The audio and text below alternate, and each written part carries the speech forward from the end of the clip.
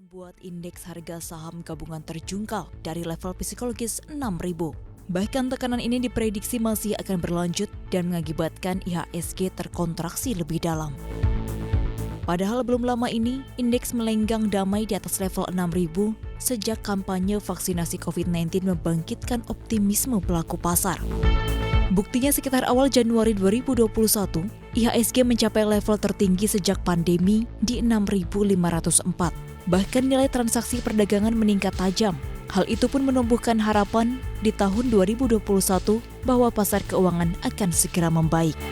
Bahkan Bursa Efek Indonesia mencatat pertumbuhan yang mengesankan untuk rata-rata nilai transaksi harian dan volume pasar saham. Selama Januari hingga 5 Februari 2021, rata-rata nilai transaksi harian mencapai 20,02 triliun rupiah dengan rata-rata volume perdagangan 22,9 miliar saham per hari. Nah, yang menarik, banyak investor retail yang menjadi penggerak pasar. Namun nampaknya mayoritas investor retail kini harus merasakan kenyataan yang pahit karena IHSG kembali ke bawah level Rp6.000. Sekarang investor lagi fokus ke yield treasury yang kemungkinan masih akan berlanjut rally paling nggak 1,8 untuk level di sana ya. Jadi memang kalau itu terjadi, kita kemungkinan untuk 10 years kita bisa sampai di 7 sampai 7,1, dan ini yang membuat investor sedikit menahan diri untuk kedepannya. Kenaikan yield US Treasury tenor 10 tahun sukses menurunkan minat investasi di saham. Yield obligasi pemerintah Amerika Serikat itu mencapai level 1,77%. Inilah level tertingginya sejak Januari 2020, meskipun akhirnya berhasil turun ke level 1,7%. Karena ada dia tingkat resikonya mengalami kenaikan, otomatis US Treasury-nya pun juga khawatir, cemas, maka dari itu mengalami kenaikan. Ini yang bisa kasih dampak buat kita cukup besar. Meskipun kami melihat sebetulnya ketika penutupan sudah berangsur-angsur redah kembali hingga ke 1,7. Tapi 1,77 ini bukan angka yang main-main, Mas Erwin. Kenaikan yield US Treasury juga turut mengerek yield surat berharga negara di beberapa negara, termasuk Indonesia, sehingga membuat yield SBN semakin menarik.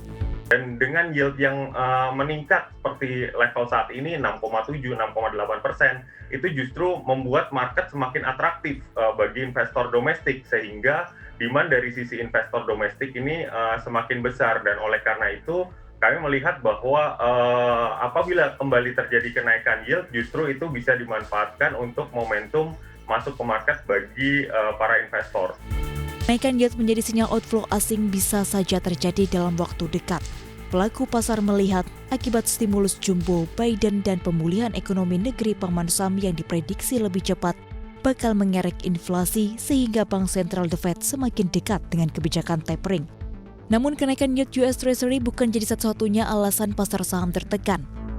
Ada beberapa faktor lainnya, seperti margin call beberapa saham sektor finansial di Wall Street. Margin call itu membuat psikologis investor domestik terganggu.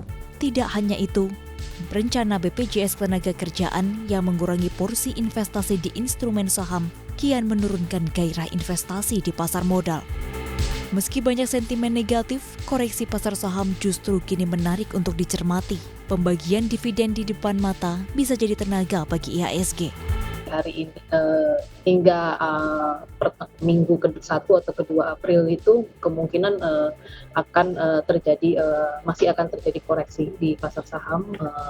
Mungkin di level supportnya adalah paling terdekat itu di level 5.850. Namun kita ekspektasi kemungkinan setelah minggu kedua April akan ada sentimen bullish kembali terkait dengan pembagian dividen dari emiten-emiten di pasar saham.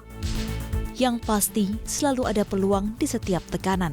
Akankah Anda, investor, akan mengatur strategi mencari untung di tengah tekanan jual ini? Atau justru meratapi portofolio yang merah karena tergulung aksi jual masif?